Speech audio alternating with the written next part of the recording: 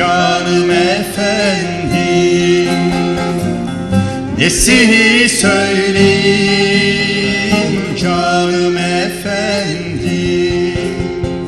Gayrı düzen tutmaz telimiz bizim, telimiz bizim. Arzu hal eylesem yar yar deftere sığmaz, omuzdan kesilmiş kolumuz bizim. Arzu hal eylesem yar yar deftere sığmaz, omuzdan kesilmiş kolumuz bizim.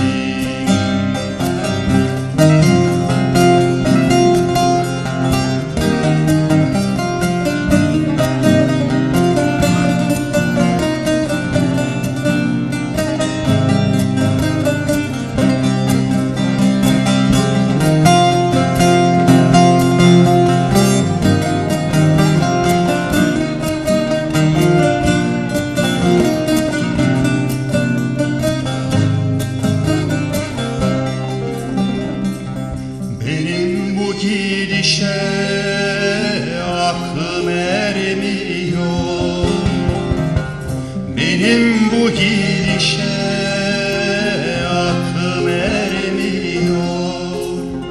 Fukara halini kimse sormuyor, kimse sormuyor.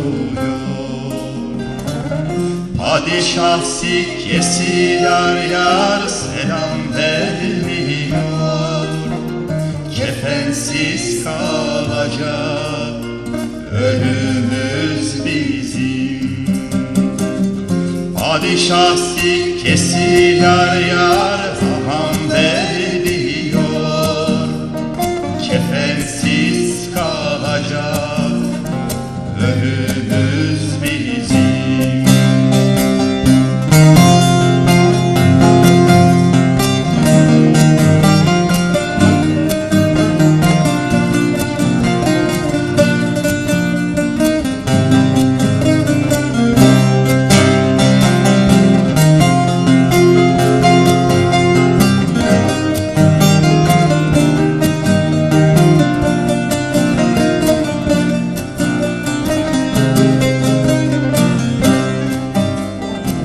Serdari halimiz böyle olacak, Serdari halimiz böyle olacak. Kısa çöp uzundan hakkını alacak, hakkını alacak.